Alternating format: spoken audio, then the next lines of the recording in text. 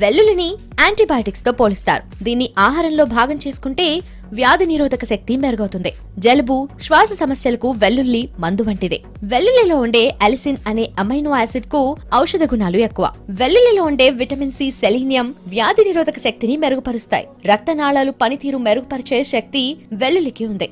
అధిక రక్తపోటును నియంత్రణలో ఉంచుతుంది. 2 వెల్లుల్లి రెబ్బలు ప్రతిరోజు తింటే ఒత్తిడి దూరమవుతుంది. ఆస్తమా, శ్వాస పీల్చుకోవడం వల్ల ఇబ్బంది కలగటం, ఇలాంటి ఊపిరితిత్తుల రుగ్మతలను తగ్గించడానికి వెల్లుల్లి చక్కగా ఉపయోగపడుతుంది. నోటి వ్యాధులకు వెల్లుల్లి బాగా పనిచేస్తుంది. వెల్లుల్లి మధుమేహగ్రస్తుల రక్తంలో చక్కెర స్థాయిలను నియంత్రిస్తుంది.